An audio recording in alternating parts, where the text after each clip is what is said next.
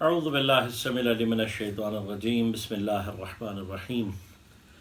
الحمد للہ رب العالمین والصلاة والسلام علی رسولہ الکریم واہل بیتہ الطیبین الطاہرین لا سیما بقیۃ اللہ فی الاراضین روحی وارواح العالمین لتراب مقدمہ الفدا ولعنۃ اللہ علی اعدائہم اجمعین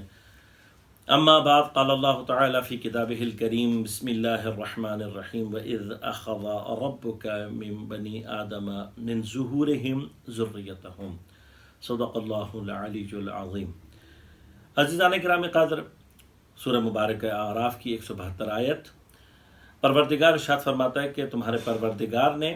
بنی آدم کو ان کی پشتوں سے، ان کی ذریتوں کو نکالا۔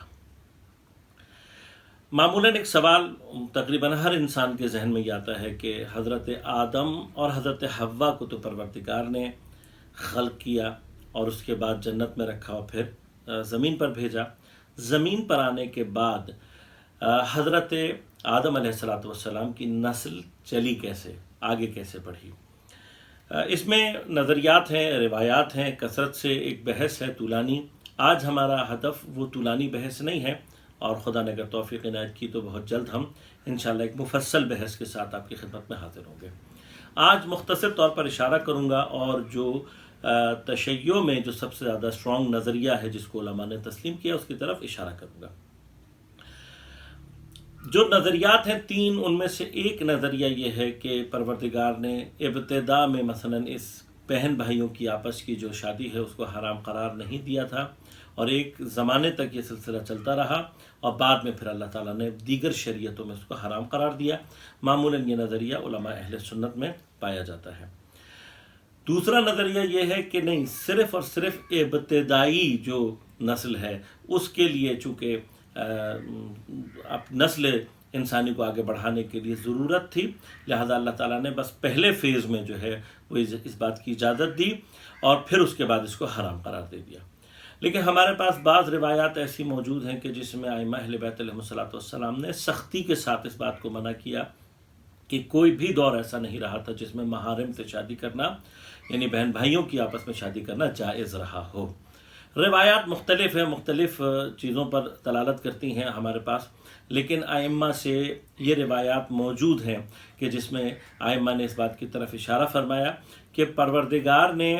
حضرت آدم کے پہلے 4 بیٹوں کے لیے پہلے 4 حوریں زمین پر بھیجیں، اور ان سے جو اولاد پیدا ہوئی ان کی آگے دوبارہ شادیاں اجنہ میں سے ہوئیں، اور پھر اس کے بعد جو نسل چلی اس کو ضرورت نہیں تھی، لیکن فرمایا کہ انسان کے اندر جتنی بھی اوصاف حمیدہ اور خوبصورتی ہے اس کی بازگشت ان حوروں کی طرف ہے، اور جتنی بھی بدخلقی اور بدخلقی پائی جاتی ہے اس کی جو بازگشت ہے وہ اجنہ کی طرف ہے۔ اب بعض ہمارے فقہاء نے اور بعض مفسرین نے جو دوسرا قول ہے اس کو زیادہ سپورٹ کیا ہے کہ صرف پہلے مرحلے کے لیے اللہ تعالیٰ نے عقلی طور پر چونکہ ضرورت تھی اجازت دی، اور اس کے بعد منع کر دیا۔ لیکن تیسرے کے جو ہے اقوال کے علماء زیادہ کثرت سے قائل ہیں۔ جو دوسری یعنی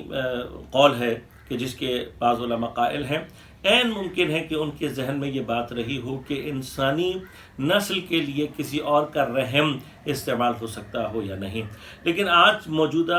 میڈیکل سائنس نے ان باتوں کو بہت اچھے طریقے سے پروف کر دیا ہے، اور جو جینیٹیکل سائنس میں جینیٹکس کے اندر جو چیزیں ترقی ہوئی ہے، اس کے بعد جو چیزیں سامنے آئی ہیں،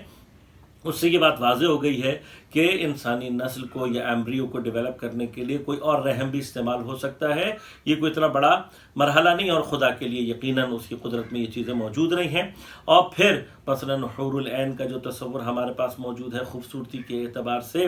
اور اجنہ کا جو تصور ہے اگر وہ انسانی شکل میں آتے ہیں تو ان کے اندر جو بد خلقی کا، یعنی جو اگر اجنہ اپنے آپ کو انسانی شکل میں ڈھالیں بھی تب بھی وہ ایک پرفیکٹ شکل میں نہیں آ سکتے۔ ان کانسیپٹس کو اگر ہم ذہن میں رکھیں تو نسل انسانی کے اندر ان آثار کو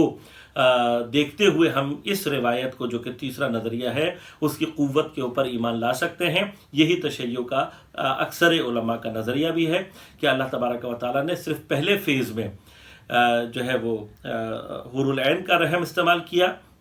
اور دوسرے فیز میں اجنہ کا کیا، اور پھر اس کے آثار انسانی نسل میں ظاہر ہوئے ہیں، اور کہیں پر بھی محارم کے درمیان میں یعنی بہن بھائیوں کی آپس میں شادیاں اور اس کی ضرورت پیش نہیں آئی ہے۔ والسلام علیکم ورحمۃ اللہ وبرکاتہ۔